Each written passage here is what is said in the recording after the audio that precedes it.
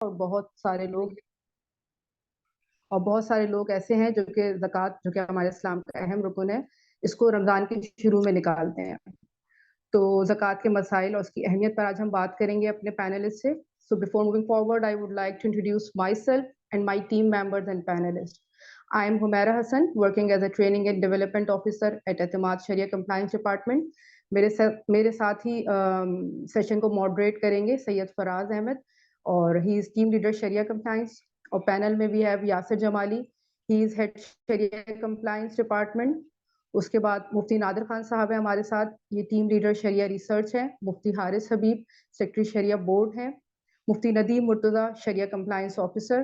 اور Muhammad Zeeshan Farooq team leader training and development ہے.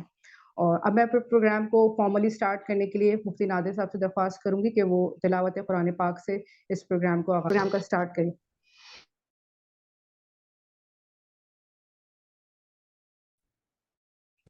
الرجيم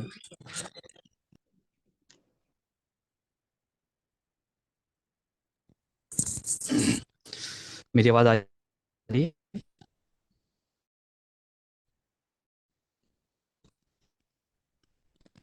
ہیلو. الشیطان الرجیم بسم اللہ الرحمن الرحیم قل هو اللہ احد اللہ الصمد لم یلد ولم یولد ولم یکن له کفوا احد صدق اللہ العظیم. جی جزاک اللہ. اب میں یاسر جمالی سے درخواست کروں گی کہ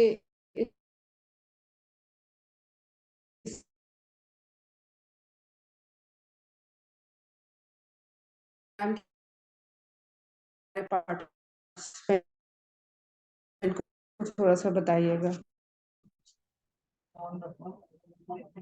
السلام علیکم. امید ہے سب کو میری آواز آ رہی ہے.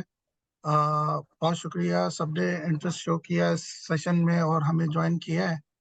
اور اس سیشن میں ہمارا مقصد بیسکلی یہ تھا کہ تھوڑا سا وہ ٹاپکس جن پہ تھوڑی سی کم اویئرنیس ہوتی ہے ہماری، جیسے کہ زکوٰۃ ہے اور بھی بہت سارے معاملات ہیں جس میں اکثر ہم سے سوالات ہو رہے ہوتے ہیں رمضان میں. ٹھیک ہے، تو اس پہ یعنی تھوڑا سا اپنا انپٹ دے کے اور بیسک نالج کو ہم لوگوں کے ساتھ شیئر کریں، تاکہ آپ اور ہم جو زکوٰۃ ادائیگی میں ہیں، جو ہمارے ساتھ جو ایک تشویش ہوتی ہے ہماری، وہ کلیئر ہونا. ٹھیک ہے، تو ہم نے پہلے بھی الحمدللہ 2 سیشن کیے تھے اسلامک بینکنگ کے حوالے سے. تو اس مرتبہ بھی یعنی یہ ہمارا تیسرا سیشن ہے، اور آئندہ بھی ہم سوچتے ہیں کہ مطلب ایسے ہی ملتے جلتے وقت کی نوعیت سے اور ضرورت سے جو ہے وہ جو بھی ٹاپک بنتے ہیں تو اس میں اپنے اینڈ سے جو بھی انپٹ دے سکیں وہ دیتے رہیں. تو امید ہے آج کا سیشن آپ لوگوں کو فائدہ مند ثابت ہوگا، ہمارے لیے بھی، آپ کے لیے بھی، اور اللہ تعالیٰ اس کو قبول کرے ہمارے لیے. بس اس پہ یہ ہے کہ چونکہ ہم لوگوں نے آپ لوگوں سے سوالات جو ہیں وہ پہلے ہی ریکویسٹ کیے تھے کہ آپ ہمارے ساتھ شیئر کر لیں، تو وہ ہم سوالات پہلے کوشش کریں گے کہ یعنی جو ہمارا لیکچر ہے اس میں جو کور کر لیں، اور جو رہتے ہوں گے وہ سوالات کو 1 by 1 ایڈریس کرنا شروع کریں گے.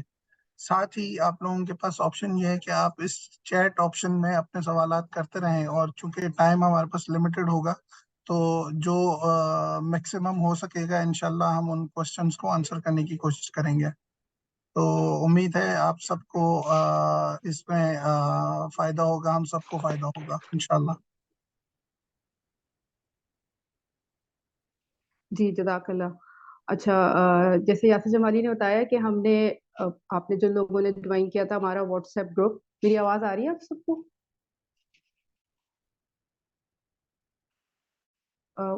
جی وہ میرا آپ کی آواز آ رہی ہے. جی جی اچھا شکریہ.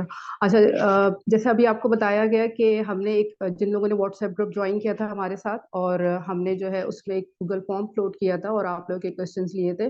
تو کافی سارے کوشچنز آئے تھے اور جو کافی سارے کوشچنز تھے اس میں ایسا بھی تھا کہ کچھ ریپیٹڈ تھے، اور ہم نے کوشش کی ہے کہ سارے کوشچنز کو کور کرتے ہوئے ہم نے ابھی اپنے پینل سے ہم کوشچنز پوچھیں گے اور آپ سب کے تمام سوالات کے جوابات اس کے اندر آ جائیں گے.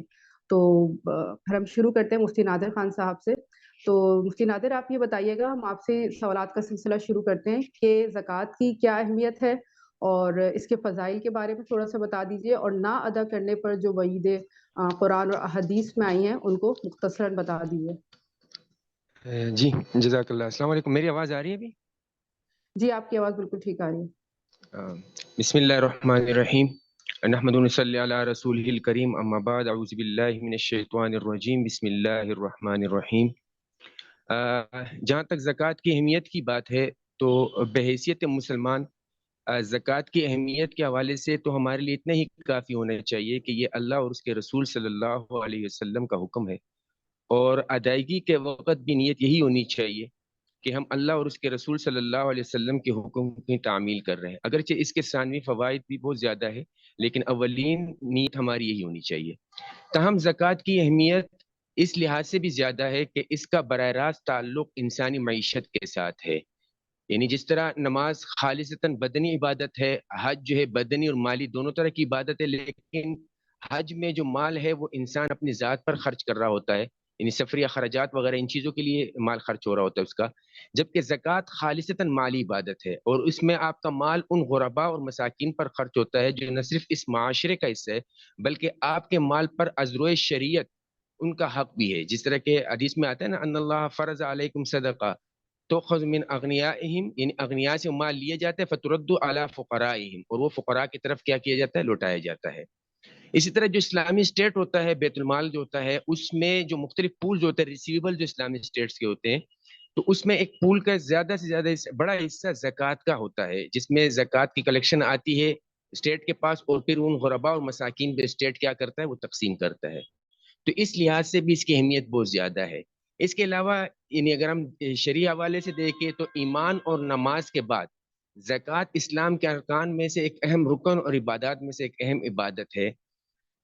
اگر ہم بحیثیت انسان اس کی اہمیت کے بارے میں سوچیں تو مال کا اصل مقصد، دنیا میں جو انسان مال جمع کر رہا ہوتا ہے تو اس کا مقصد کیا ہوتا ہے کہ اس مال زیادہ سے زیادہ مال جمع کرنے کا ایک دنیاوی پرپز یہی ہوتا ہے کہ اس سے زیادہ سکون یا اطمینان اپنی ضروریات اور خواہشات اچھے طریقے سے پوری کر سکے اس مال کے ذریعے سے. تو یہ تمام چیزیں اسی وقت ممکن ہوگی ازروئے شریعت اگر آپ اللہ اور اس کے رسول کے فرمان کے مطابق ان تمام مقاصد کو تبھی حاصل کر سکتے ہیں جب اس مال میں سے وہ حقوق ادا کیے جائے جو اللہ کی طرف سے اور رسول کی طرف سے فرض کیے گئے ہوں. تو اسی صورت میں ممکن ہوگا. اس کے علاوہ اس کے فضائل بھی بہت زیادہ ہے. قرآن اور حدیث میں اس کے کافی فضائل ہے. زکوٰۃ ادا کرنا اللہ تعالیٰ کی رحمت کا باعث ہے. زکوٰۃ سے دولت میں اضافہ ہوتا ہے، یعنی اخروی فائدہ نہیں ہے، اس کا دنیوی فائدہ بھی بہت زیادہ ہے. جیسے کہ اللہ تعالیٰ قرآن میں ایک جگہ فرماتے ہیں یمحق اللہ الربا ویربی الصدقات، اللہ تعالیٰ ربا کو، سود کو ختم کرتے ہیں، صدقات کو بڑھاتے ہیں، اضافہ کرتے ہیں اس میں. تو اگر ہم دیکھیں تو جس مال میں سود کا عنصر ملا وہ تو اس کو اللہ تعالیٰ محق ختم کر دیتے ہیں، اور صدقات کو کیا کرتے ہیں؟ اللہ تعالیٰ بڑھاتے ہیں. تو دنیاوی فوائد بھی اس کے بہت زیادہ ہے. اسی طرح اس کے وعیدیں بھی بہت زیادہ ہے زکوٰۃ ادا نہ کرنے کے. جس طرح فضائل بہت زیادہ ہے تو ادا نہ کرنے کی صورت میں اس پر وعیدیں بھی بڑی سخت آئی ہے. جس طرح کہ قرآن پاک میں اللہ تعالیٰ فرماتے ہیں والذین یکنزون الذهب والفضة ولا ينفقونها في سبيل الله، جو لوگ سونا چاندی کو جمع کر کے رکھتے ہیں، یہ سورہ بقرہ کی 34 اور 35 نمبر آیت ہے، جو لوگ سونا اور چاندی کو جمع کر کے رکھتے ہیں اور اس کو اللہ کے راستے میں خرچ نہیں کرتے، ان کو ایک عذاب کی خوشخبری سنا دو. یعنی پیغمبر کو حکم دیا گیا کہ ان کو جہنم کی آگ میں تپایا جائے گا، پھر اس سے ان لوگوں کی پیشانیاں اور ان کی کروٹیں یعنی پہلو اور ان کی پیٹیں پشتیں داغی جائیں گی، اور کہا جائے گا، یعنی ان کو کیا کہا جائے گا؟ ما کنتم لانفسکم فذوقوا ما کنتم تکنزون، یہ وہ خزانہ ہے جو تم اپنے لیے جمع کیا کرتے تھے، اب چکو اس خزانے کا مزہ جو تم جوڑ جوڑ کر اپنے پاس رکھتے تھے. اسی طرح حدیث میں بھی کافی اس کے وعیدیں آئی ہوئی ہے. جس طرح کہ حدیث میں رضی اللہ عنہ سے روایت ہے، بخاری کی حدیث ہے کہ من آتا اللہ مالا فلم یؤدی زکاتہ مثل له ماله یوم القیامت شجاعا اقرا، یعنی جس شخص کو اللہ تعالیٰ نے مال دیا پھر اس نے اس کی زکوٰۃ ادا نہ کی تو قیامت کے دن اس کا مال اس کے پاس بڑے زہریلے یعنی گنجے سام کی شکل میں آئے گا. اس کی دونوں آنکھوں کے اوپر 2 نقطے ہوں گے یعنی سام کے. وہ سام زکوٰۃ نہ دینے والوں کے جو لوگ ہیں ان کے گردن میں لپٹ جائے گا اور اس کے دونوں جبڑے پکڑے گا یعنی نوچے گا اور چیر دے گا اور کہے گا کہ میں تیرا مال ہوں، انا مالو کا و انا کنزو کا. تو اس طرح اس کی وعیدیں بھی بہت زیادہ آئی ہوئی ہے. اور اس طرح ایک اور حدیث ہے، اس میں سنا دیتا ہوں. اللہم آتی منفقن خلفن و آتی ممسکن تلفن. یعنی رسول اللہ صلی اللہ علیہ وسلم نے دعا فرمائی کہ اے اللہ، جو لوگ اپنے مال میں سے آپ کے عائد کے فرائض پورے کر کے اس کو خرچ کرتے ہیں تو خلفن تو ان کا بہترین بدلہ عطا فرما، اور جو لوگ خرچ نہیں کرتے ہیں اپنے مال کو اللہ کی راہ میں تو اس کے مال کو ہلاک کرتے. تو دیکھیں اللہ اور رسول صلی اللہ علیہ وسلم اور قرآن کے مطابق جو اپنے مال میں سے حقوق ادا نہیں کرتے تو اس پر کتنی سخت وعید آئی ہے. تو اللہ تعالیٰ سے دعا ہے، وقت کی کمی کی وجہ سے ہم یہی اسی پہ وہ کرتے کہ اللہ تعالیٰ ہمیں اپنے مال اور زکوٰۃ ادا کرنے کے توفیق عطا فرمائے اور صحیح دین کی صحیح سمجھ اس پر عمل کی توفیق عطا فرمائے. جی آمین ثم آمین.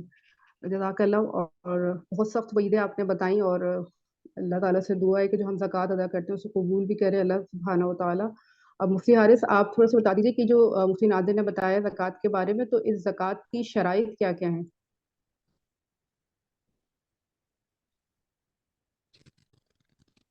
بسم اللہ الرحمن الرحیم. جی، زکوٰۃ کی شرائط کے حوالے سے آپ نے مجھ سے پوچھا ہے. تو زکوٰۃ کی تقریباً 7 شرائط ہیں اور اس کو جاننا جو ہے بہت ہی ضروری ہے. سب سے پہلے بات تو یہ ہے کہ چونکہ زکوٰۃ ایک عبادت ہے، اللہ کا حکم ہے، لہٰذا یہ زکوٰۃ جو ہے مسلمانوں پر فرض ہے. یعنی کوئی کافر زکوٰۃ نہیں دے سکتا. کافر کی زکوٰۃ، کافر جو ہے زکوٰۃ دینے کے، کیونکہ وہ عبادت ہے اور عبادت چونکہ کافر نہیں کرتا لہٰذا مسلمانوں پر یہ فرض ہے زکوٰۃ.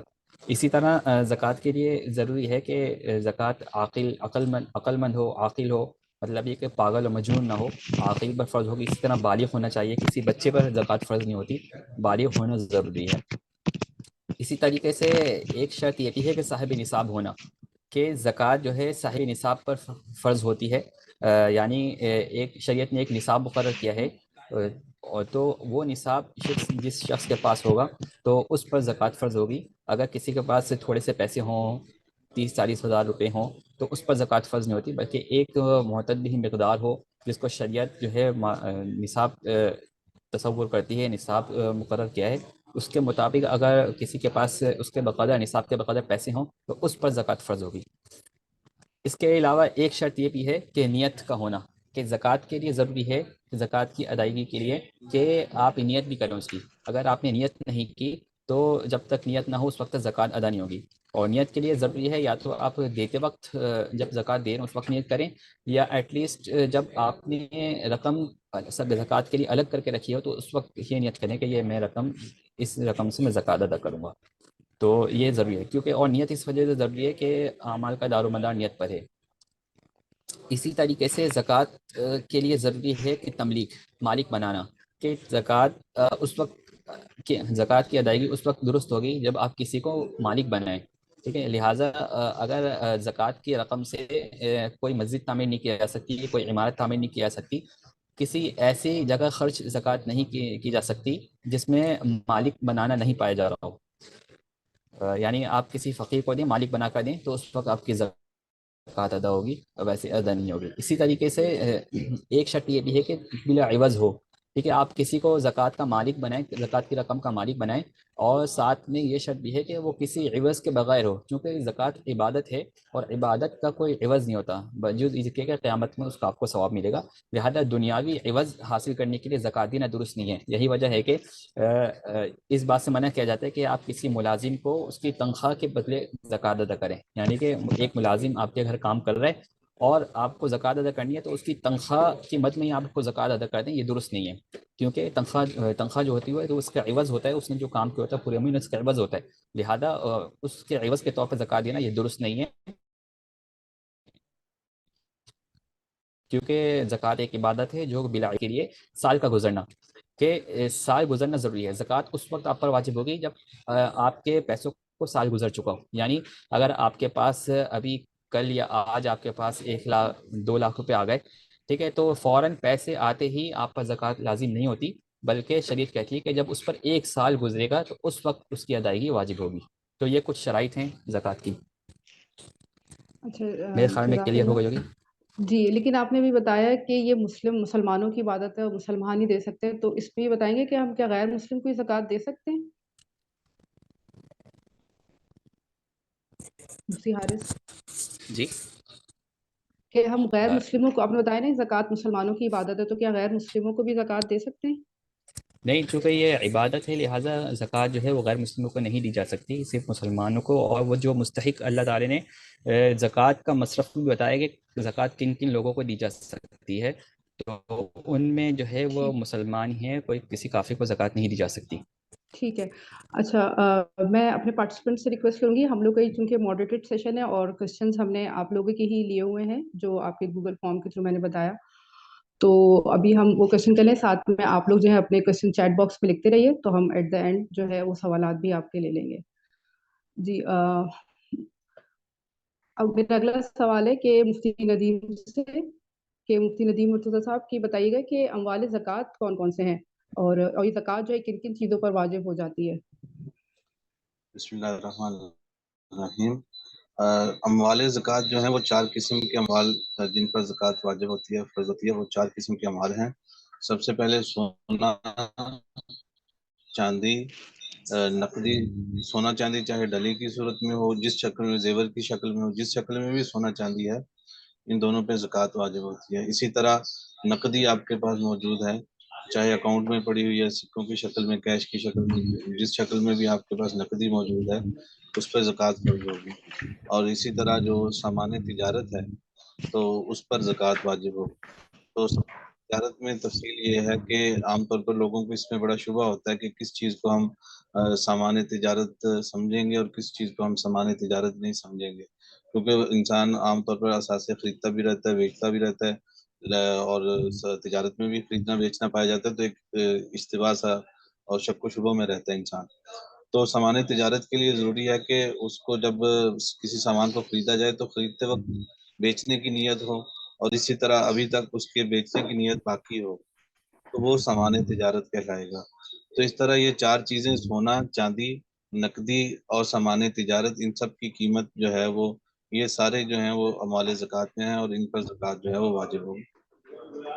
ٹھیک ہے، جزاک اللہ. اچھا اگلا سوال ہمارا مفتی ناظر آپ سے ہے کہ زکوٰۃ کا نصاب کیا ہے، اور جیسا کہ آج کل کافی لوگ یہ سوال کرتے ہیں کہ چاندی ہی کو کیوں قرار دیا ہے زکوٰۃ کا نصاب، یعنی کہ 52.5 تولے چاندی کا جو ریٹ ہے وہی کیوں ہے، سونے کا ریٹ کیوں نہیں ہے؟ تو اس کے حوالے سے بھی بتائیے گا.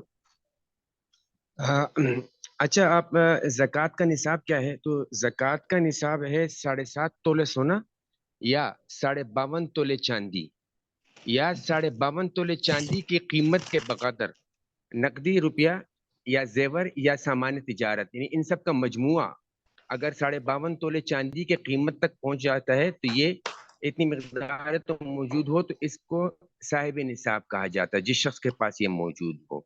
اچھا، آپ کے سوال کا دوسرے سے یہ کہ چاندی کو معیار کیوں قرار دیا گیا ہے، تو سونے کو معیار زکوٰۃ اس وقت قرار دیا جائے گا جب سونے کے ساتھ کوئی اور قابل زکوٰۃ مال، یعنی چاندی، نقدی یا سامان تجارت وغیرہ نہ ہو. اگر فقط صرف سونا ہی کسی کے پاس ہے تو اس صورت میں سونے کو معیار زکوٰۃ قرار دیا جائے گا. مثلا اگر کسی شخص کے پاس صرف 5 تولے سونا ہے، باقی کچھ بھی نہیں ہے، تو اس پر زکوٰۃ نہیں جب تک وہ 7.5 تولے سونے تک نہ پہنچے. تاہم اگر سونے کے علاوہ کوئی اور چیز بھی اس کے پاس ہے، نقدی کی صورت میں ہے یا کوئی اور چیز بھی اس کے ساتھ موجود ہے، تو پھر سونا معیار نہیں ہوگا، پھر اس صورت میں چاندی کو معیار لیا جائے گا. اس کی وجہ یہ ہے کہ زکوٰۃ کے وجوب میں فقراء اور مساکین کی حاجت کو بنیادی اہمیت حاصل ہے. یعنی اگر ہم دیکھیں اس زکوٰۃ کا پرپز اور مقصد جو ہے وہ فقراء اور مساکین کی حاجت کو بنیادی حیثیت حاصل ہے، لہٰذا جس میں فقراء کا فائدہ ہو فقہاء نے اسی کو اختیار کیا ہے. مثلا اگر آج کے دن میں ہم سونے کو معیار قرار دیتے ہیں، معیار زکوٰۃ قرار دیں، تو اکثر صاحب ثروت لوگ زکوٰۃ دینے کے بجائے زکوٰۃ لینے والے بن جائیں گے. تو اس لیے جس چیز میں فقراء و مساکین کا فائدہ ہو اسی چیز کو معیار قرار دیا گیا اور وہ چاندی ہے. دوسری بات یہ ہے کہ ہمارا اشکال اس بات پر ہوتا ہے کہ ہم چاندی کو قرار دیتے تو اس میں بہت کم پیسوں سے یعنی زکوٰۃ دینے کے آپ ایلیجیبل ہو جاتے ہیں. تو اس میں مسئلہ تب ہوتا کہ جب آپ پر لازم کی ہوئی یعنی جو زکوٰۃ کی مقدار ہے وہ 2.5% سے زیادہ ہوتی تب تو آپ کہہ سکتے تھے، کیونکہ یہ زکوٰۃ میں جو واجب حصہ ہے وہ صرف 2.5% ہے، یعنی اگر کسی کے پاس 100 روپے ہے تو اس میں سے 2.5 روپے دیے جائیں گے، اس حساب سے دیے جائیں گے، تو یہ اتنا زیادہ حصہ نہیں ہے۔ دوسری بات یہ ہے کہ یہ سال میں ایک دفعہ دیا جاتا ہے، کوئی ایسا نہیں ہے کہ ہر منتھلی حساب سے دیا جائے، تو بہت کم حصہ ہے اور ہے بھی بہت کم اور ہے بھی سال میں ایک دفعہ۔ اور جب اس کے کاؤنٹر میں ہم دیکھتے ہیں اس کے فضائل کیا ہے، یعنی اگر ایک شخص واقعی اس کے پاس صرف 1/10 یعنی چاندی کا جیسے آج کل معیار ہے 1,10,000 روپے اس کے پاس ہے، تو اس میں سے اگر وہ 2,500 روپے اللہ کے نام پر یعنی اس حکم کو پورا کرتے ہوئے ادا کرتا ہے تو اس کے کاؤنٹر پہ جو فضائل اور برکات اس کو حاصل ہوں گے تو وہ یعنی اس کے مقابلے میں بہت زیادہ ہے۔ اور جو مسئلہ آج کل ہمیں آتا ہے کہ اس چاندی کو معیار یہ قربانی کے مسئلے میں آ سکتا ہے، کیونکہ قربانی میں آپ جو یہ صاحب نصاب بنتا ہے تو اس پر قربانی بھی واجب ہوگی، تو اس صورت میں آپ چونکہ آج کل قربانی بہت مہنگی ہے، 35-40 ہزار روپے 45 ہزار کا بکرا اس طرح کا حصہ ملتا ہے، تو اس صورت میں تو مسئلہ آ سکتا ہے۔ زکوٰۃ میں اس کا مسئلہ نہیں آتا اور اس کے مقابلے میں اتنے زیادہ فوائد اور وہ بھی مل رہے ہیں، تو فقہا نے اس میں اصل معیار جو رکھا ہے وہ فقراء کی حاجت کو رکھا ہے، تو فقراء کے فائدہ اسی میں ہی ہے کہ چاندی کو ہی معیار رکھا جائے۔ جی جی جزاک اللہ، یہ بہت اہم سوال کا آپ نے جواب دیا، کیونکہ آج کل لوگوں کے ذہنوں میں یہی سوال ہے کہ چاندی جیسے آپ نے بتایا کہ ظاہر اس کا نصاب بھی کم ہی بنتا ہے، تو اس کو نصاب کیوں قرار دیا ہے۔ اچھا مفتی حارث، اگلا سوال آپ سے ہے کہ بعض لوگوں کا خیال ہے کہ 2.5% کا کوئی ثبوت نہیں ہے، یعنی کہ 2.5% جو ہم زکوٰۃ دیتے ہیں اس کا کوئی ثبوت نہیں ہے اور یہ صرف علماء کی طرف سے لازم کر دی گئی ہے، تو آپ اس کے بارے میں بتائیے اور کوئی حدیث جو اس کے بارے میں ہو وہ بھی ہمارے پارٹیسپینٹس کو بتائیے گا۔ جی بالکل، یہ اچھا سوال ہے، اور بات یہ ہے کہ زکوٰۃ کی فرضیت تو قرآن سے ثابت ہے، جیسے کہ مفتی نادی خان صاحب نے ابھی فرمایا ہے، لیکن چونکہ زکوٰۃ کی تفسیرات احادیث سے ثابت ہے، ٹھیک ہے، جیسے کہ نماز ہے، نماز بھی جو ہے اس کی فرضیت قرآن سے ثابت ہے اور نماز کی تفسیرات احادیث سے ثابت ہیں، بالکل اسی طرح زکوٰۃ بھی ہے کہ اس کی فرضیت تو قرآن سے ثابت ہے لیکن اس کی تفسیرات جو ہیں وہ احادیث سے ثابت ہیں۔ اور یہ جو بات کہی جاتی ہے کہ 2.5% کا کوئی حیثیت نہیں ہے، علماء نے اپنی طرف سے کہا ہے، بالکل یہ ایک بغیر تحقیق والی بات ہے کہ جس کو کوئی تحقیق نہیں ہوتی یا جس کو قرآن و حدیث کا زیادہ علم وہ یہ بات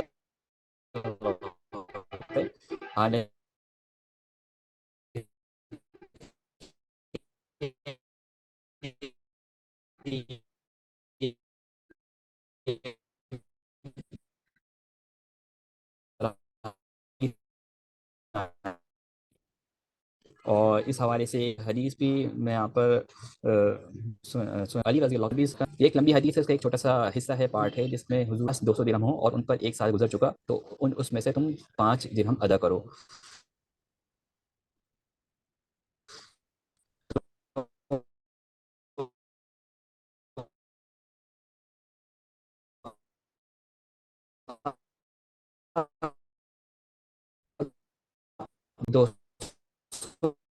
درہم حضور نے 200 درہم میں سے 5 درہم کا حکم فرمایا، تو اگر آپ اس کا ریشو نکالیں، اس کی پرسنٹیج نکالیں 200 سے 5 کی، تو یہ 2.5% بنتی ہے۔ تو اس حدیث کے پیش نظر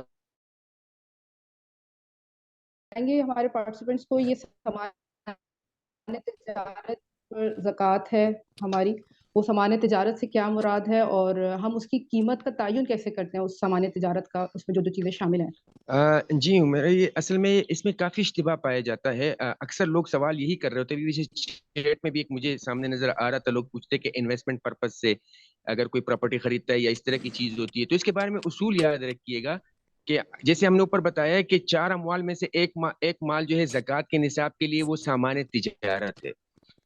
اب سامان تجارت ہے کیا؟ تو سامان تجارت ہر وہ چیز جو اس غرض و نیت سے خرید گئی ہو کہ اس کو بیچ کر نفع کمایا جائے گا، یعنی نفع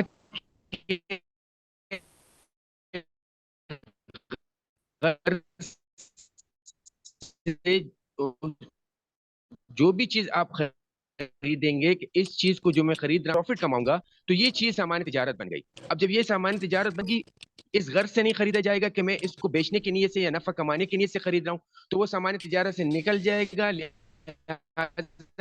वो निसाब में शामिल नहीं होगा, उस पर ज़कात नहीं होगी। इस पर तमाम चीजों को आप इम्प्लीमेंट कर सकते हैं। परचेज इसलिए कर रहा हूँ कि इस प्रॉपर्टी को आगे फर्दर सेल करके इस पर प्रॉफिट कमाऊंगा, तो ये प्रॉपर्टी खुद बजाते खुद सामान्य तिजारत में शामिल हो गई। इस तरह जितनी भी अशिया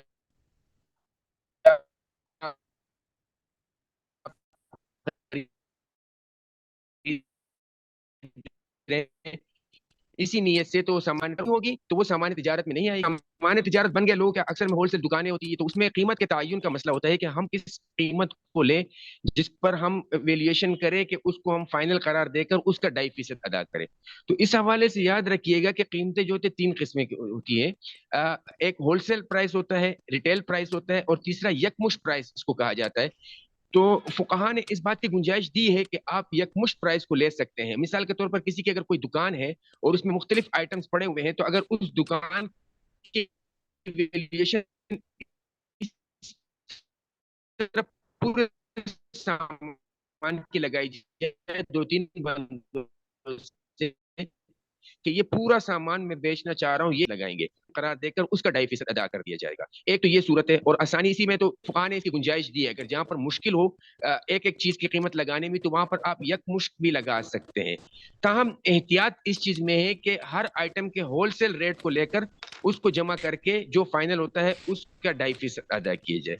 तो दोनों सूरतें कीमत के तयन में, अगर यकमुश्त में आसानी है तो आप यकमुश्त प्राइस लगाए, उसकी वैल्यूएशन के जरिए करें और उसका 2.5% अदा करें। अगर वो मुश्किल है तो उस सूरत में होलसेल रेट जो होते हैं उनको जमा करके अगर आसानी से हो सके तो उसका 2.5% अदा करें। तो ये दोनों चीजें इंशाल्लाह इसकी अच्छा, तरीके से हल हो जाएंगी। आपने जवाब बहुत अच्छा दिया। बस एक ही चीज जो कि बड़ी मिसकंसेप्शन है हमारे दरमियान के, ये नियत, जैसे आपने बताया ना, नियत का होना पाया जाएगा। अब फॉर एग्जांपल मैंने कोई प्लॉट लिया या मैंने कोई प्लॉट ही लिया, वो मैंने लिया बच्चों की नियत से या उसको प्रॉपर्टी इन्वेस्टमेंट की नियत से नहीं लिया, लेकिन बाद में मेरी नियत चेंज हो गई उसकी इन्वेस्टमेंट की, यानी कि नियत चेंज होना इनफैक्ट जिसे हम कहते हैं। तो कि जब नियत अगर चेंज हो गई हमारी बेचने की उसके ऊपर, तो क्या वो उस वक्त उस पर ज़कात अदा करनी होगी हमने? नहीं, इसमें फुकहा ने इसको सामान्य तिजारत उसी को करार दिया है जो खरीदते वक्त ही आपकी नीयत उसके बेचने की हो। बाद में अगर चेंज हो गई तो उसको जब तक आप सेल आउट नहीं करेंगे उसका पैसा आपके हाथ में नहीं आएगा, उस सूरत में फिर उस पर ज़कात आएगा। फकत नीयत चेंज होने से या नीयत ही डामाडोल हो, जैसे बाज औकात बंदा खरीद रहा होता है लेकिन क्लियर नीयत नहीं होती है कि मैं इसको खरीद कर बेचूंगा, ये क्लियर नहीं होता है। कहते हैं अगर अच्छा रेट मिल गया तो बेच दूंगा, अगर अच्छा रेट नहीं मिला तो मेरे पास ही रहेगी, बच्चों के लिए रह जाएगी या घर बन जाएगा। तो जहां पर नीयत दोनों तरफ हो, क्लियर नीयत ना हो या बाद की नीयत आ जाए, तो उस सूरत में वो सामान्य तिजारत नहीं बनता। सामान्य तिजारत के लिए जरूरी है कि खरीदते वक्त ही आपके बेचने की नीयत हो। तो जो सूरत आपने पूछी है, तो उस सूरत में शुरू में अगर इन्वेस्टमेंट की नीयत नहीं थी, वैसी बच्चों के लिए खरीदी, तो बाद में बच्चों के पास आ गई, तो बच्चे अगर आप नियत करते तो जब उसको सेल करेंगे उसका पैसा जब आएगा तो वो पैसा इनकम का पार्ट बनकर ज़कात के निसाब में शामिल होगा, ये प्रॉपर्टी नहीं बनेगी इसमें। जज़ाकल्लाह। उम्मीद है काफ़ी पार्टिसिपेंट का ये क्वेश्चन आया था हमारे पास, तो ये हल हो चुका होगा। अगले सवाल की तरफ चलते हैं। जो हमें मिला था उसमें ये था कि आपने बताया जैसे मुफ्ती नादिर ने कि सामान्य तिजारत की मालियत का तयन किया जाएगा, तो मुफ्ती नदीम मुर्तज़ा साहब आप ये बताएंगे कि किस दिन की मालियत मोतबर होगी, किस दिन की मालियत हम लेंगे, यानी कीमत खरीद का एतबार करेंगे या कीमत फरोख्त का एतबार करेंगे मालियत तिजारत या बाकी जो भी अमवाल हैं ज़कात के? जी, इसमें जो ज़कात की जो कीमत लगानी होती है सामान्य तिजारत की, तो इसमें जो कीमत फरोख्त है उसका एतबार किया जाता है। यानी कोई प्लाट खरीदा तो उसकी कीमत 1 लाख थी और उस वक्त नीयत भी थी मेरी इसको बेचने की, तो आज के दिन जब मैं ज़कात निकाल रहा हूँ तो उस वक्त मैं उसकी कीमत देखूंगा कि इसकी मार्केट वैल्यू इस वक्त क्या है। जो उसकी मार्केट वैल्यू नकद पे होगी इस वक्त, उसी के हिसाब से, उसी के कीमत के हिसाब से उसको उसकी कीमत जो है वो ज़कात के निसाब में शामिल की जाएगी। इसमें कीमत खरीद का एतबार नहीं किया जाता, इसमें कीमत फरोख्त का एतबार किया जाता है। ठीक है। अच्छा, मुफ्ती हारिस साहब ने अभी एक सवाल का जवाब दिया था कि जो हमारा माल होता है उस पे साल के गुजरने के ऊपर ज़कात या साल का होना है। तो एक आम फहम इंसान के ज़हन में अक्सर ये सवाल आता है, क्या हर माल पर साल का गुजरना ज़रूरी है?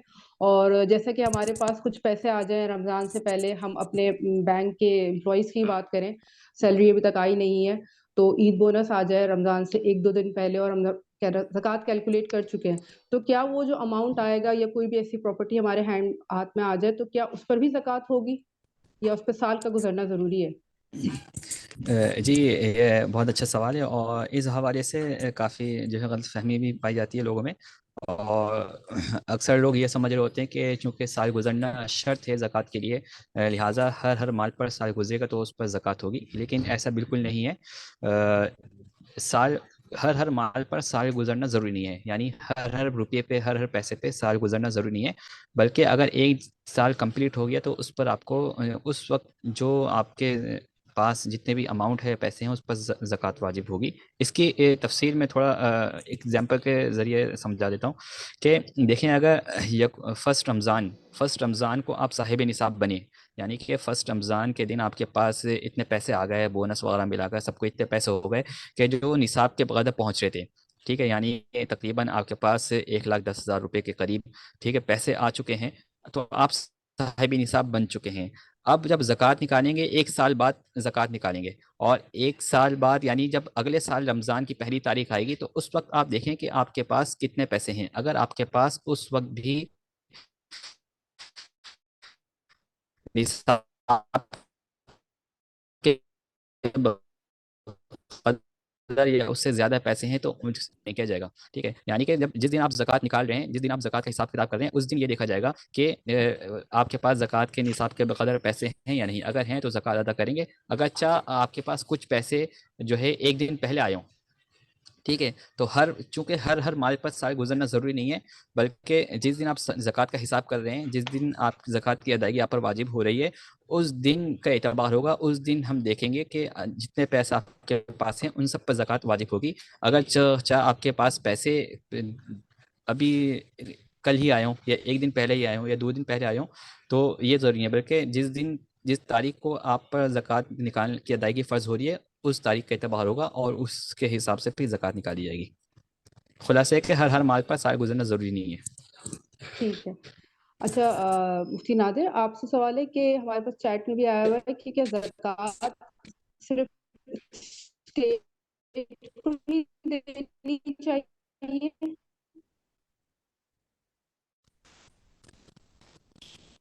ضروری نہیں ہے، اسٹیٹ کو دینے حکومت کی ضرورت ایسے نہیں ہے۔ اگر آپ انفرادی دیکھ رہے ہیں کہ آپ کے ورثاء میں سے یا آپ کے رشتہ داروں میں سے زیادہ مستحق ہے تو آپ اس کو بھی دے سکتے ہیں، عزیز و اقارب میں جو ہے اس کو دے سکتے ہیں، اسٹیٹ کو دینا ضروری نہیں ہے۔ ہاں، اسٹیٹ کو دے دیا تو بھی ادا ہو جائے گی، یہ بات نہیں کہ ادا نہیں ہوگی، ادا ہو جائے گی۔ ہم یہ کسی کو بھی دے سکتے جو مستحق ہو، جو زکوٰۃ کے مستحق ہو، کوئی بھی ایلیجیبل ہو زکوٰۃ کے، تو آپ اس کو دے سکتے ہیں۔ ان پر زکوٰۃ کا کیا حکم ہے؟ ہمارے پاس ایک سوال یہ بھی آیا ہوا ہے۔ اچھا دیکھیں، کمپنی کے شیئرز کے حوالے سے تھوڑی سی تفصیل ہے۔ شیئرز جو خریدے جاتے ہیں نا، اس کے بیسکلی 2 ہی پرپز ہوتے ہیں، یا 2 قسموں پہ آپ کہہ سکتے ہیں کہ شیئرز یا تو شیئر خریدے ڈیویڈنڈ جسے ہم کہتے ہیں، اس کے لیے آپ نے خریدے شیئرز۔ دوسری صورت اس کی ہوتی ہے کہ آپ نے ڈیویڈنڈ کے غرض سے تو نہیں خریدے ہیں، لیکن آپ نے شیئرز خریدے کیپٹل گین کے لیے، کہ اسی شیئرز کو میں خرید رہا ہوں، کل مارکیٹ ویلیو اس کی جیسی بڑھے گی، میں اسی شیئرز کو آگے فردر کیا کر دوں گا، سیل کر دوں۔ تو یہ 2 صورتیں ہوتی ہے۔ تو جہاں پر دوسری صورت ہے کہ جہاں پر آپ نے شیئرز خریدے ہی اس نیت سے ہے، کیپٹل گین کے غرض سے، کہ اسی شیئرز کو میں آگے فردر سیل کروں گا، تو یہ سامان تجارت میں شامل ہو گیا۔ جب سامان تجارت میں ہو گیا تو اس کی ٹوٹل مارکیٹ ویلیو جو ہوگی اسی پر زکوٰۃ ادا کی جائے گی۔ مثال کے طور پر آج آپ نے شیئر لیا 50 روپے پر شیئر تھا، کل جب آپ صاحب نصاب جس دن ہوئے اس ڈیٹ کو آپ نے جب دیکھا، آپ کے پاس جو زکوٰۃ تھے شیئرز تھے اس کی ویلیو بن گئی 60 روپے، تو آج آپ 60 روپے کے حساب سے اس کے 2.5% آپ کیا کریں گے، ادا کریں گے، یعنی ٹوٹل ویلیو پر آپ اس کو ادا کریں گے، زکوٰۃ نکالیں گے شیئرز میں سے، اگر کیپٹل گین کے غرض سے خریدا ہو تو۔ جو اس کی پہلی صورت میں نے بتائی ڈیویڈنڈ کے غرض سے ہو تو اس میں پھر گنجائش ہے کہ اگر ڈیویڈنڈ کے غرض سے ہو تو اس میں آپ اس کمپنی کے اثاثجات کے بارے میں معلوم کر سکتے ہیں کہ اس کمپنی کے جامد اثاثجات کتنے ہیں اور اس کمپنی کے تجارتی اموال یا خام مال کتنا ہے۔ مثال کے طور پر جس کمپنی کے آپ نے شیئرز خریدے ہیں اس میں 60% جو ہے وہ تجارتی اموال ہے، خام مال کی صورت میں مال پڑا ہوا ہے، اور 40% جو ہے وہ فکس ایسیڈ ہے، مشینری ہے، گاڑیاں ہیں، کاریں وغیرہ، یا پلاٹ بنا ہوا ہے، تو 40% جو ہے اس کا شیئر جو ہے وہ فکسڈ ایسٹ کی صورت میں. تو یہاں پر پھر آپ کے لیے گنجائش ہے, اگر یہ معلوم ہو جائے تو اس صورت میں پھر آپ 60% پر زکوٰۃ ادا کریں گے, 40% پر آپ زکوٰۃ ادا نہ کریں اس صورت میں.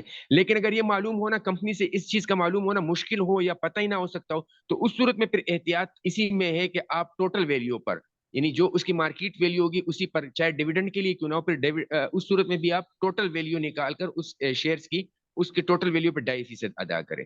تو پہلی صورت اگر وہ ڈیویڈنڈ کے لیے ہو تو آپ کو معلوم کرنا پڑے گا, گنجائش ہے اس میں, اگر نہ ہو سکے تو پھر ٹوٹل پہ کرے. اور اگر اس کا مقصد آپ کا شیئر خریدنے کا کیپٹل گین ہو تو اس صورت میں تو آپ پورے شیئرز پر ہی ادا کریں گے, جو اس کی مارکیٹ ویلیو ہوگی اسی پر آپ 2.5% آپ ادا کریں. ٹھیک ہے. جی اچھا, اب ہمارا چونکہ یہ ماڈریٹڈ سیشن ہے تو اب میں فورم کو ہینڈ اوور کرتی ہوں سید فراز احمد کو. باقی کے سوالات آپ کے سید فراز احمد لیں گے. جی سید فراز احمد صاحب. جزاک اللہ خیر میڈم حمیرہ, آپ نے سیشن کو فرسٹ ہاف کو کنڈکٹ کیا. اچھا, یہاں سے میں آگے اسٹارٹ کروں گا, اور مفتی ندیم صاحب سے ایک سوال ہے کہ یہ جو ہمارے جتنے بھی ریسیویبلز ہوتے ہیں واجب الوصول قرضے, کیا اس پہ بھی زکوٰۃ ہے؟ اور ساتھ ساتھ ایک تھوڑا سا دوبارہ سے اگر آپ سامعین کے لیے وضاحت کر دیں کہ نصاب کے بارے میں تھوڑا سا ایک بار اور بتا دیں, اور ساتھ ساتھ یہ بھی بتا دیں کہ واجب الوصول قرضوں پہ زکوٰۃ ہے؟ جی, نصاب کے حوالے سے پہلے میں بات کر دوں کہ نصاب میں ظاہر بات ہے یہ جو 4 چیزیں ہیں, سونا, چاندی, نقدی اور مال تجارت, ان سب کی جو قیمت ہے, ان سب کو یہ سبھی نصاب میں شامل ہیں. ان سب کی قیمت لگا کے ہی نصاب اس کا زکوٰۃ کا متعین ہوتا ہے. تو اس میں, اور دوسرا جو آپ نے واجب الوصول قرضوں کے بارے میں پوچھا, تو جو بھی قرضے آپ نے دوسروں سے لینے ہیں, تو اگر ان کی امید باقی ہے اور کہ وہ آپ کو قرض ادا کریں گے تو اس کو بھی آپ زکوٰۃ کے نصاب میں شمار کو, اب ممکن نہیں رہا کہ وہ, آپ کو یہ ظن غالب یہی ہے کہ اب وہ آپ کا قرضہ ادا نہیں کرے گا, تو پھر فی الحال جو ابھی ہم اس سال زکوٰۃ نکالیں گے تو اس میں اس کو شامل نہیں کیا جائے گا. جب کبھی وہ قرضہ ہمیں مل جائے گا تو پھر اس وقت اس کی زکوٰۃ ادا کی جائے گی, فی الحال اس کی زکوٰۃ ادا نہیں کی جائے گی.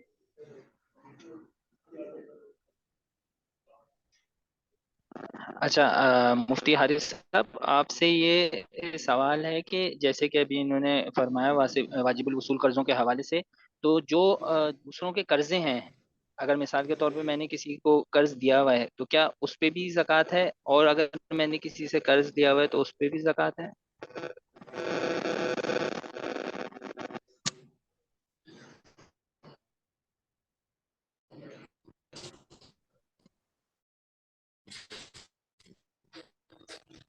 جی, میری آواز آ رہی ہے؟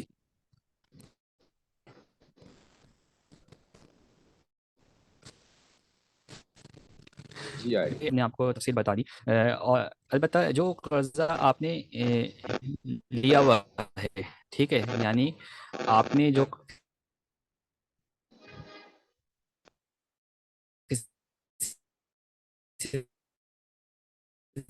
کوئی قرضہ لیا اپنی ظاہری ضرورت پوری کرنے کے لیے, کسی بھی غرض سے قرضہ لیا ہے, تو اس کو ہم مائنس پر الگ میں سے, آپ نے 50,000 روپے کا قرضہ لیا ہوا ہے الگ کسی دوست سے, تو ان 2 لاکھ میں سے 50,000 روپے پہلے مائنس کریں گے, پھر باقی جو بچیں گے یعنی 1.5 لاکھ روپے, اس کا 2.5% آپ کو ادا کرنا ہوگا. یہ اس کی تفصیل ہے, یعنی جو قرضے آپ نے لیے ہوئے ہیں وہ مائنس ہوں گے اس میں سے. صحیح, جزاک اللہ خیر مفتی حارث صاحب.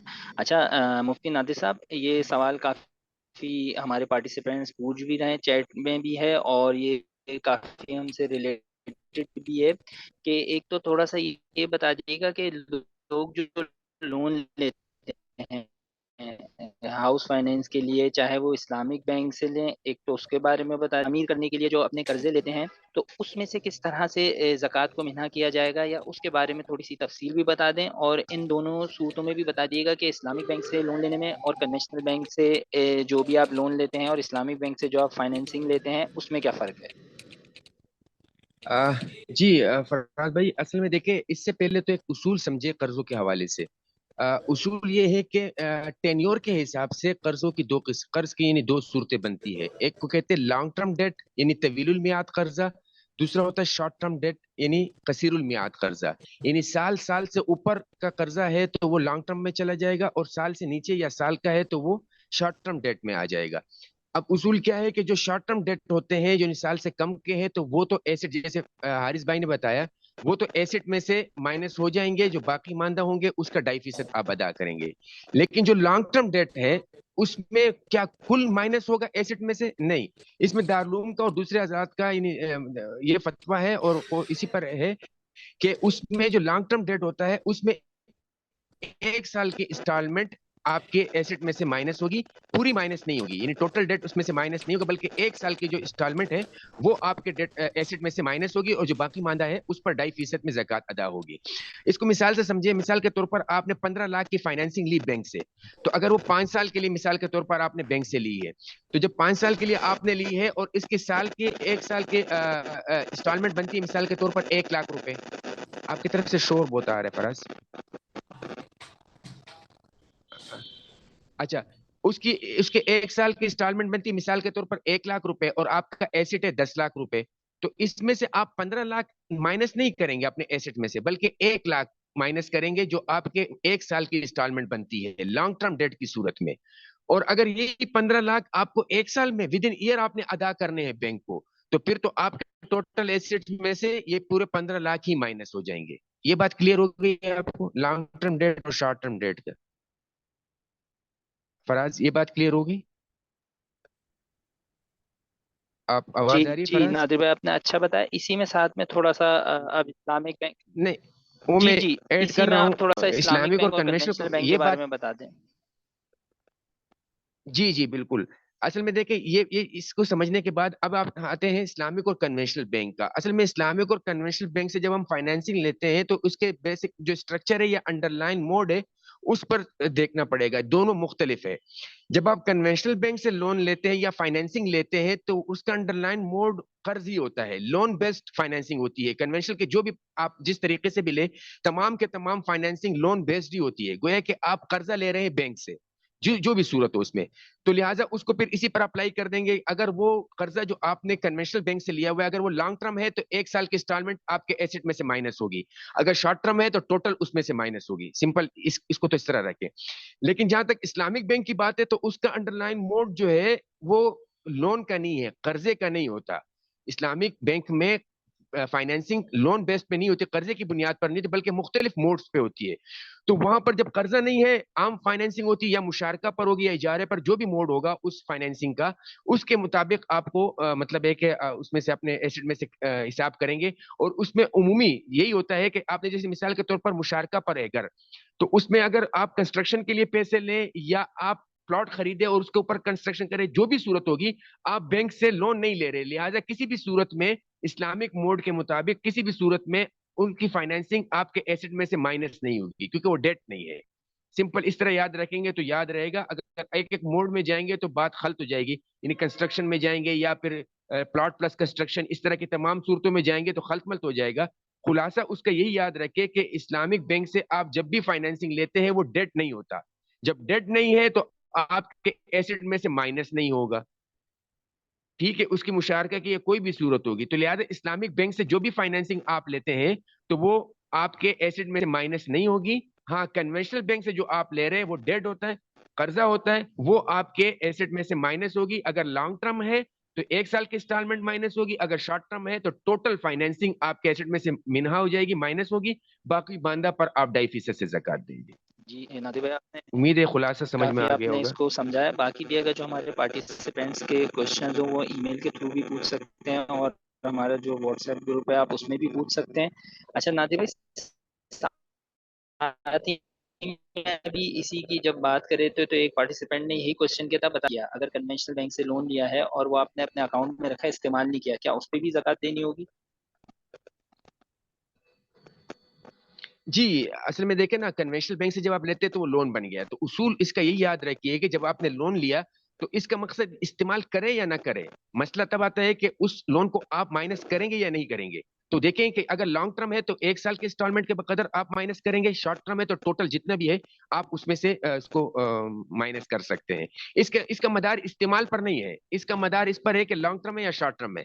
اس پر مدار ہے. قرضہ تو وہ ہے, آپ استعمال کریں یا نہ کریں اس سے کوئی فرق نہیں پڑتا.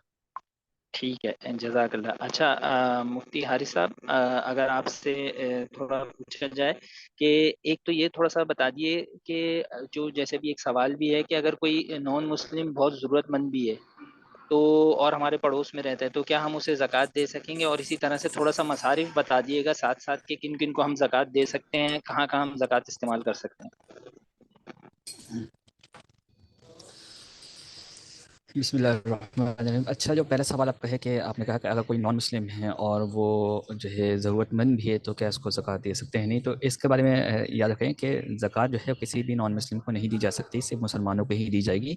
البتہ اگر کوئی نان مسلم ہے اور ضرورت مند ہے تو اس کو کوئی نفلی صدقہ دیا جا سکتا ہے کہ وہ اس کو نفلی صدقہ دیتے ہیں. لیکن جو صدقات واجبہ ہوتے ہیں جیسے زکوٰۃ ہو گئی تو وہ کسی جو ہے نان مسلم کو نہیں جا سکتی, وہ ہمیشہ کسی مسلمان کو ہی دی جائے گی. اور اس کے علاوہ جو کہ کس کو, مسلمانوں میں بھی ایسا نہیں ہے کہ ہر مسلمان کو نہیں دی جا سکتی, بلکہ اس کی کچھ کیٹیگریز ہیں, کچھ جو ہے نوع ہیں جن کو زکوٰۃ دی جا سکتی ہے. اس میں وہ اللہ تعالی نے خود قرآن میں مقرر فرمائی ہیں. ان میں سے ایک تو یہ ہے کہ فقیر اور مسکین جو ہے ان کو زکوٰۃ دی جا سکتی ہے. فقیر اور مسکین کون شخص کہلاتا ہے شریعت کی نظر میں؟ وہ شخص کہلاتا ہے کہ جس کے پاس اتنی مالیت, جس کے بعد جو ہے سونا چاندی یا جو ہے نقد پیسے کیش اماؤنٹ یا پھر سامان تجارت اتنی مقدار میں نہ ہو جس کا مجموعہ جو ہے 52.5 تولہ چاندی کے بقدر ہو. ٹھیک ہے, یعنی آج کے ریٹ کے اعتبار سے 52.5 تولہ چاندی تقریباً یہ کی اماؤنٹ تقریباً 1,10,000 پہنچی ہے, 1,10,000 سم تھنگ اس طرح ہے. تو اس کے بقدر اگر کسی کے پاس پیسے ہیں ضرورت سے زائد, ٹھیک ہے, تو اس وقت اس کو جو ہے زکوٰۃ کی اماؤنٹ نہیں دیا جا سکتی. اس کے علاوہ جس کے پاس ضرورت سے زائد اتنے پیسے نہیں ہیں کہ 1,10,000 جس کے پاس پیسے نہیں ہیں تو اس کو زکوٰۃ دی جا سکتی ہے. اچھا, ضرورت سے زائد یہاں پر ایک چیز یاد رکھیں کہ ضرورت سے زائد میں بھی بہت زیادہ کنفیوژن ہوتی ہے کہ ضرورت سے زائد سامان کیا ہوتا ہے اور کیا نہیں ہوتا. دیکھیں, ضرورت سے زائد سامان کے بارے میں یہ اصول یاد رکھیں کہ ایسا سامان جو جس کے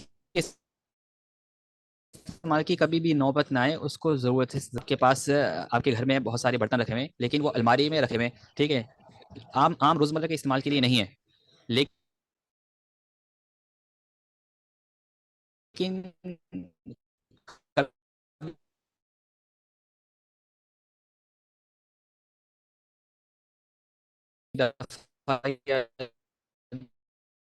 بڑی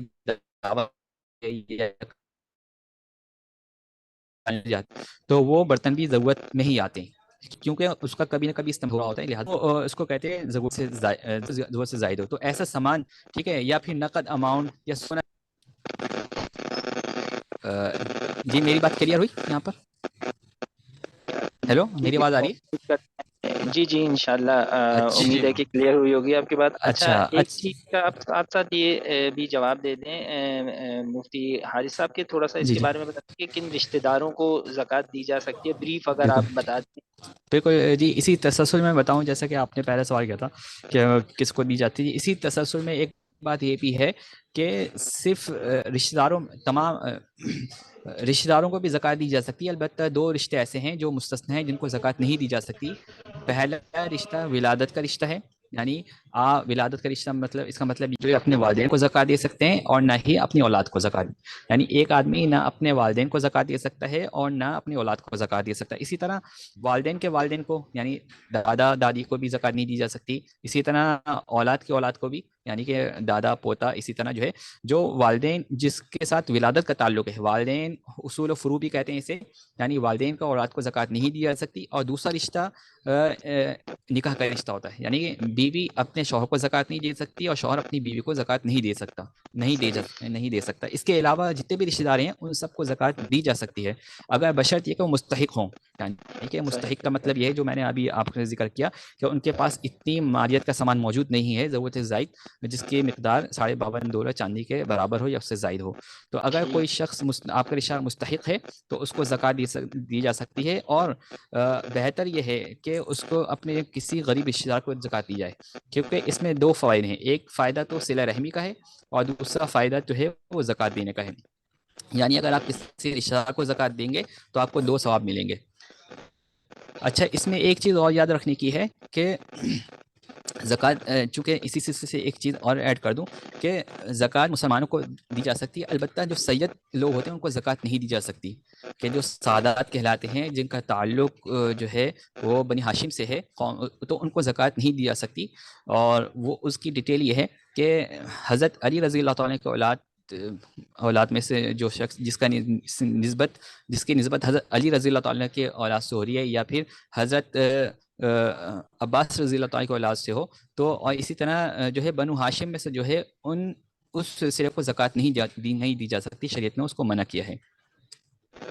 ٹھیک ہے، جزاک اللہ خیر۔ اچھا نادر بھائی، آپ سے ایک ریکویسٹ ہے کہ مختصراً ایک بار ذرا سا وہ لانگ ٹرم ڈیٹ اور شارٹ ٹرم ڈیٹ کو ذرا سا ریپیٹ کر دیں۔ کسی کا سوال آیا ہے کہ اس کو مختصراً آسان لفظوں میں بیان کر دیں دوبارہ سے۔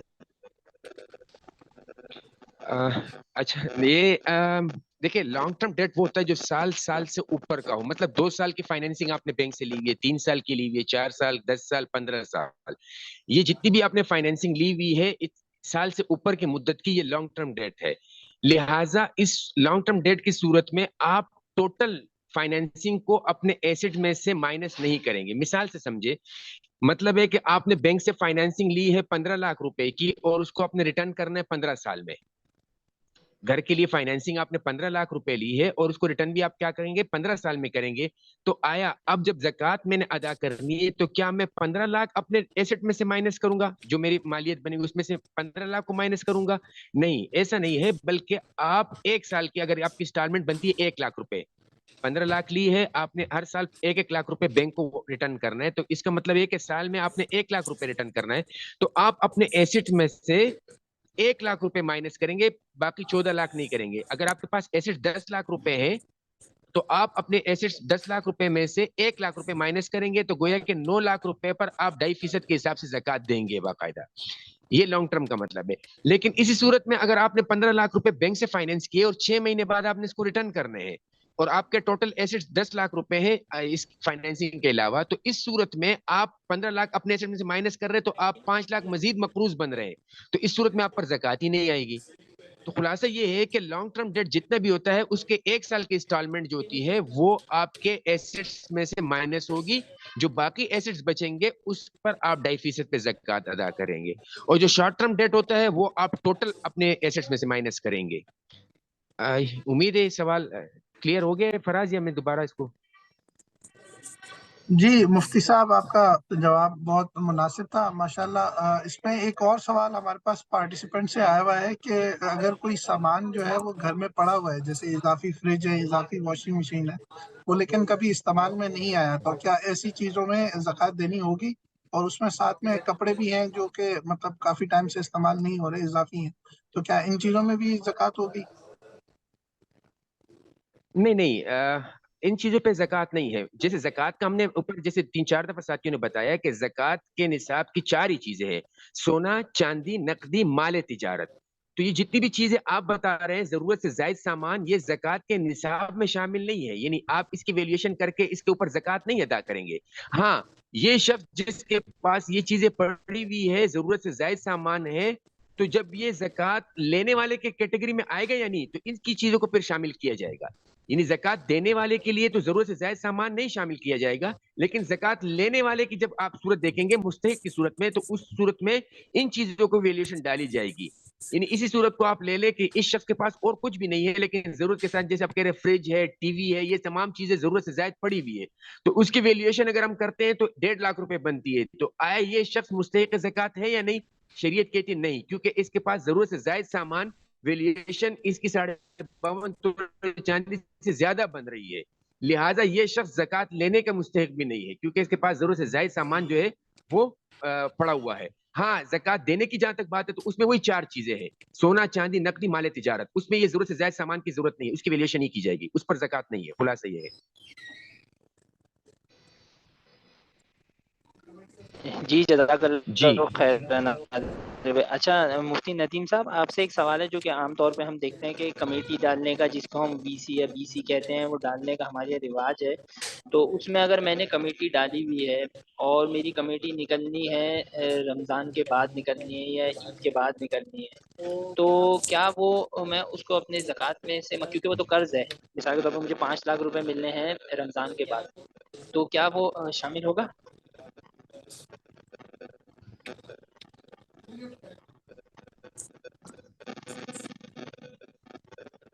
جی فراز بھائی، اس میں یہ دیکھا جائے گا کہ جس دن آپ نے زکوٰۃ ادا کرنی ہے اس کی جو تاریخ ہے، اس دن تک جتنی آپ کمیٹیاں دے چکے ہیں نا، کمیٹی کے طور پر جو رقم دے چکے ہیں، وہ گویا کہ آپ کا قرضہ تھا جو آپ نے دوسروں کو دے دیا۔ تو اس دن کی اس تاریخ تک جتنے آپ کا آؤٹ اسٹینڈنگ اماؤنٹ، جو اماؤنٹ آپ دے چکے ہیں نا دوسروں کو، تو وہ گویا کہ آپ کا قرض ہے جو دوسروں کے پاس ہے، جو وصول ہونا ہے۔ تو وہ اس کو آپ زکوٰۃ کے نصاب میں شامل کریں گے۔ باقی وہ جو اضافی جو اگر کچھ دن رہتے ہیں نا، مثال کے طور پہ یہ تو 4-5 سال تک چلتی رہتی ہیں بس اوقات کمیٹیاں، تو جتنا پیسہ آپ دے چکے ہیں وہ جو قرض ہے وہی آپ اپنے نصاب میں شامل کر کے اور اس کی پھر زکوٰۃ ادا کریں گے۔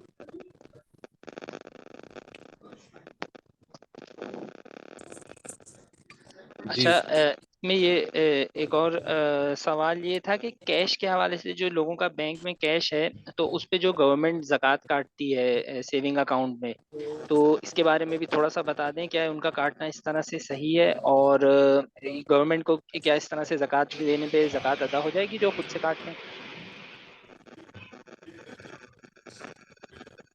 میں جی کون ندیم بھائی یا مفتی نادری صاحب آپ بتا دیں۔ جی بینک میں جو بھی آپ کا سیونگ میں پڑا ہوا ہے یا کرنٹ اکاؤنٹ میں پڑا ہے، یہ آپ کا ایسٹ ہی ہے، آپ اس پر زکوٰۃ ادا کریں گے۔ لیکن آپ کا سوال ہے کہ اگر گورنمنٹ کاٹتی ہے تو اس پہ زکوٰۃ ادا ہو جائے گی یا نہیں ہو جائے گی؟ تو دارالعلوم کراچی کا فتویٰ اسی پر ہے کہ جو بینک جس بینک سے اگر گورنمنٹ کاٹتی ہے تو اس پر زکوٰۃ ادا ہو جائے گی، دوبارہ ادا کرنے کی ضرورت نہیں ہے۔ تاہم احتیاط اس چیز میں ہے کہ جب زکوٰۃ یعنی فرسٹ رمضان کو ہی بینک کاٹتا ہے تو اس سے پہلے اس پر نیت کر لی جائے، یعنی جس کا سیونگ اکاؤنٹ ہے اور اس نے وہ سی زیڈ فارم بھی جمع نہیں کروایا ہوا ہے، تو وہ اپنے مال پر زکوٰۃ کی ایٹ لیسٹ نیت کر لے، تاکہ اس میں وہ شبہ بھی نہ رہے اور زکوٰۃ ادا ہو جائے گی۔ تاہم زکوٰۃ یہ ہے کہ بارصورت اگر بینک گورنمنٹ کاٹتی ہے تو زکوٰۃ ادا ہو جائے گی سیونگ اس کے اکاؤنٹ سے۔ استعمال کے بارے میں بھی بتا دیں، گورنمنٹ اس سے کہاں استعمال کرتی ہے یہ اس تو کے؟ گورنمنٹ کے ڈیٹیل کا مجھے نہیں پتا، لیکن اگر آپ کہیں کہ گورنمنٹ کہاں کہاں استعمال کرتی ہے تو وہ بھی اگر مستحقین اور اس میں استعمال کرتی ہے تو ٹھیک ہے، اور اگر غلط استعمال کرتی ہے گورنمنٹ تو اس کا گناہ انہی پر ہے۔ آپ ایٹ لیسٹ جو ادا کرنے والا ہے وہ بری ذمہ ہے، اس سے اس پر اس کا کوئی وہ نہیں آئے گا۔ اچھا، اس میں تھوڑا سا ایڈ کرنا چاہ رہا تھا فراز۔ یہ بھائی نے سوال کیا نا کہ زکوٰۃ کہاں کہاں استعمال ہوتی ہے، تو یہ نا ان کی نالج کے لیے کہ یہ دیکھیں، گورنمنٹ نے نا ضلعی تعلقہ لیول اور ان لیول پہ زکوٰۃ کی چیئرمین بنائے ہوئے ہیں، تو ان کے پاس یہ فنڈز جاتے ہیں اور یہ اپنے گاؤں دیہات میں اپنے لیول تک یہ فنڈز ڈسپرس کرتے ہیں۔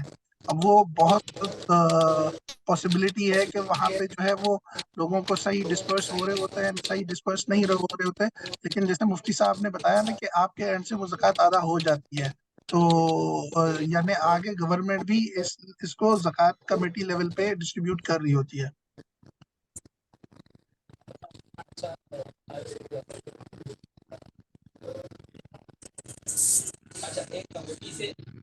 آواز نہیں آ رہی۔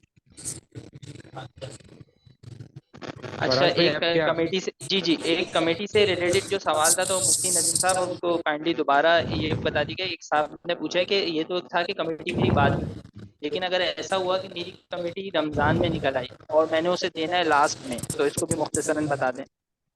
فراز آپ کے آس پاس جو باتیں ہو رہی ہیں ان سے ذرا وہ کہیں کہ تھوڑا وہ کر دیں، وہ آوازیں وہ آ رہی ہے اس میں۔ جی ندیم صاحب سوال میرا کلیئر ہوا؟ میں نہیں پوچھ رہا تھا کہ ایک ہمارے پارٹیسپینٹ نے سوال کیا ہے کہ اگر جس طرح سے کمیٹی میری بعد میں نکلے گی تو آپ نے اس کو بتایا کہ زکوٰۃ دینی ہوگی، اسی طرح سے کمیٹی اگر میری پہلے نکل آئی اور مثال کے طور پہ آج میری کمیٹی نکل آئی لیکن میں نے اسے آہستہ آہستہ پے کرنا ہے، میری پہلی کمیٹی تھی، میری کمیٹی نکل آئی، اب میں نے اسے آہستہ آہستہ پے کرنا ہے، تو کیا اس پہ بھی زکوٰۃ ہوگی؟ اچھا، پہلے تو یہ میں نے یہ نہیں کہا کہ وہ جو بعد میں نکلے گی اس کی ابھی زکوٰۃ دینی ہے، میں نے یہ کہا ہے کہ جتنے پیسے اب تک وہ کمیٹی کی مد میں ادا کر چکا ہے تو وہ گویا کہ اس کا قرض ہے نا جو دوسروں کے پاس ہے. تو اگر 1 کو اس 3 مہینے کمیٹی کے گزر چکے تھے اور اس نے 30,000 دے دیا تھا لوگوں کو، کمیٹی والوں کو، تو اب وہ 30,000 اس کا قرض ہے تو اس کو شامل کرے گا وہ زکوٰۃ کے نصاب میں.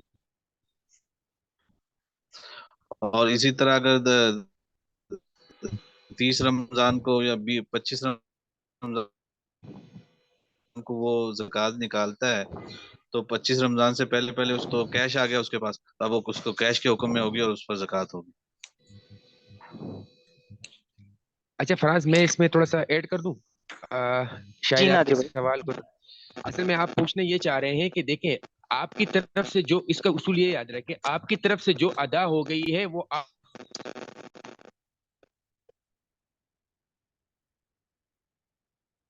آؤٹ اسٹینڈنگ یا ریسیویبل ہے دوسروں کے ذمہ، جتنی آپ نے ادا کر دی ہے، چاہے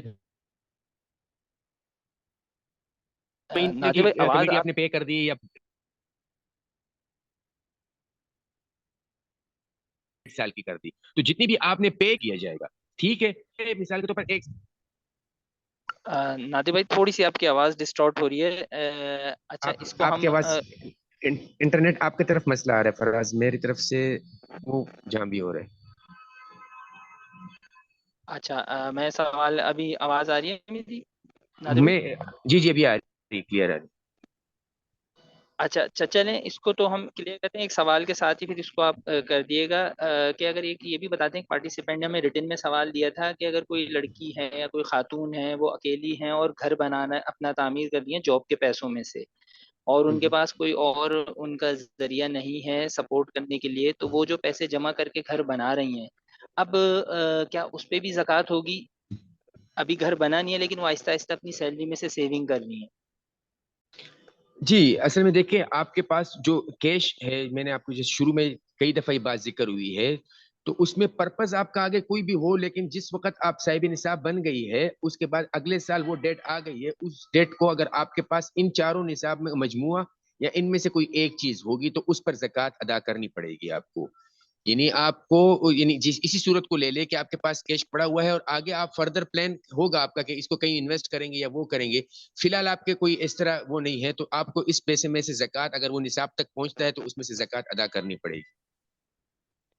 اچھا ساتھ میں ایک اور ہمارا ریٹن کا کوشچن یہ تھا کہ کسی نے ہمارے ساتھ ریٹن میں پوچھا تھا کہ یہ جو زکوٰۃ جو انسٹیٹیوٹ وغیرہ یا آپ جو ایسے ایجوکیشنل انسٹیٹیوٹ پہ تعلیمی اخراجات کے لیے دیتے ہیں تو اس میں سے یہ اس طرح سے دینا صحیح ہے؟ اس میں جو اگر کوئی مستحق ہیں یا نہیں ہے وہ دونوں اس کو اویل کر سکتے ہیں، تو کیا اس طرح سے زکوٰۃ ادا ہو جاتی ہے جو تعلیمی اداروں کو لوگ زکوٰۃ دیتے ہیں؟ دیکھیں جہاں تک اداروں کی بات ہے تو اس میں جس طرح شریعت کا حکم یہی ہے کہ جب مستحق کو آپ دیں گے تو اس کی اچھی طریقے سے جانچ پڑتال کر لینی چاہیے کہ واقعی وہ زکوٰۃ کا ایلیجیبل ہے یا نہیں. تو اداروں کا بھی یہی حکم ہے کہ آپ اس ادارے کے بارے میں اچھی طریقے سے پہلے معلوم کریں کہ واقعی وہ ادارہ جو ہے وہ زکوٰۃ کا پیسہ زکوٰۃ ہی کے مصرف میں لگا رہا ہے یا نہیں لگا رہا ہے، یا ان کی باقاعدہ کوئی کمیٹی ہے بھی جو شرعی احکام کو مد نظر رکھتے ہوئے اس پیسے کو آگے انویسٹ کر رہی یا نہیں کر رہی، یا وصول کرتے وقت ہی وہ شریعت کے تملیک والے احکام کو بجا لا رہی یا نہیں لا رہی. اگر وہ اب پیسہ لے رہی ہے وہ ایجوکیشن سسٹم جو ہے اور وہ اپنے اسی پہ لگا رہی ہے، کوئی باقاعدہ کمیٹی نہیں ہے، تو پھر بہتر یہ کہ ان کو نہ دیا جائے. لیکن اگر واقعی ان کی کوئی ایسی کمیٹی ہو جو بہاف آف ان اسٹوڈنٹ جو مستحق اسٹوڈنٹ ہیں ان کے بہاف پر وکیل کے طور پر تملیک لیتی ہے اور پھر انہی پر یہ کنفرم ہو جاتا ہے کہ خرچ ہو رہا ہے. فراد آپ مائک تھوڑا دور کریں. فراز آپ میوٹ کریں، اب صحیح ہوگی. تو اگر وہ اگر وہ انہی کے بیاف پر قبضہ بھی کر رہی ہے، تملیک لے رہی ہے اور پھر انہی پر اچھے طریقے سے یعنی انہی مستحق اسٹوڈنٹس پہ خرچ کر رہی ہے، پھر تو دینا صحیح ہے. یعنی یہ آپ کی ذمہ داری بنتی ہے کہ آپ اس انسٹیٹیوٹ کا باقاعدہ جائزہ لے کے وہ صحیح طریقے سے اس زکوٰۃ کے پیسے کو خرچ کر رہی ہے یا نہیں کر رہی، مستحق پہ خرچ کر رہی ہے یا نہیں کر رہی. اگر وہ ہے تو ٹھیک ہے، پھر آپ دے سکتے ہیں. اگر آپ کو کوئی شک و شبہات ہے یا ان کے ہاں باقاعدہ شرعی احکام کا لحاظ نہیں رکھا جا رہا ہے تو پھر اس میں احتیاط بہتر ہے کہ آپ پھر انڈیویجولی کسی غریب مستحق کو یا اس طرح کے بندے کو دے دیں. جی اچھا مفتی صاحب، ایک اور سوال ہمارے پاس آیا تھا. یہ جو ہم نے گوگل فیڈ بیک فارم اور یہ کوشچن کے لیے بنایا ہوا تھا، تو اس میں سوال یہ تھا کہ یہ کنونشنل بینکس زکوٰۃ کیوں کاٹتے ہیں؟ یہ تو آلریڈی نان شریعہ کمپلائنٹ طریقے سے کام کر رہے ہوتے ہیں، تو ان کو مطلب زکوٰۃ کاٹنے کی اجازت کیسے ہے؟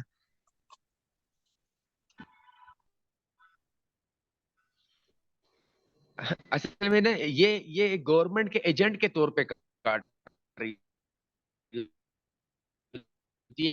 اگر وہ خود یوز کر رہی ہوتی اس زکوٰۃ کو تو پھر آپ کا سوال تو بنتا کہ کنونشنل بینک کاٹ رہی ہے، لیا تو لیا ہے. اور یہ بینک جتنے بھی ہیں یہ ان کے ایجنٹ کے طور پہ کلیکٹ کر رہے ہوتے ہیں، تو اس میں اس بینک کا کوئی سوال نہیں بنتا کہ وہ کنونشنل یا اسلامک ہے. یہ تو ایجنٹ کے طور پر گورنمنٹ کے لیے کلیکٹ کرتی ہے اور پھر گورنمنٹ اس کی یوز کرتی ہے. جیسے شروع میں آپ نے بھی تھوڑی سی تفصیل بتا دی کہ زکوٰۃ کمیٹی کے تھرو پھر ان کے یہاں تقسیم ہوتا ہے. تو اس پر کوئی مسئلہ نہیں ہے کہ کنونشنل بینک یا اسلامک بینک ہے، تو اس سے کوئی فرق نہیں پڑے گا میرے خیال سے. اچھا، یہ حسیب بھائی دوبارہ یہی سوال کر رہے تھے کہ گورنمنٹ جو ہے یہ زکوٰۃ کے پیسے کہاں لگاتی ہے، تو میں ان کو یہ جواب دینا چاہ رہا تھا کہ مفتی صاحب کہہ رہے ہیں کہ بہتر تو یہ ہے کہ آپ زکوٰۃ خود ہی دیں، یعنی آپ گورنمنٹ کے اکاؤنٹ میں کٹنے نہ دیں اور اس کو آگے خود ہی زکوٰۃ دیں. تو یعنی اگرچہ آپ کو یہ لگتا ہے کہ مطلب گورنمنٹ صحیح انداز میں اس کو آگے نہیں دے پا رہی، اور مطلب اس کا یہی حل ہے کہ اس کو آپ اپنے اینڈ سے نکال دیا کریں، اپنے رشتہ داروں میں، اپنے دوست احباب میں، ٹھیک ہے نا؟ تو گورنمنٹ تک اس کو جانے ہی نہ دیں، یعنی اپنے رشتہ داروں کا خود ہی خیال کیا جائے. اچھا، ایک سوال تھا اپنا مفتی نادر خان صاحب، کہ ایک ساتھی نے ہمارے ساتھ سوال کیا تھا کہ 4 بچڑے ہم نے لیے تھے 1 سال پہلے 1,20,000 روپے کے، اب یہ 1 سال کے بعد ان پہ زکوٰۃ کیا بنے گی؟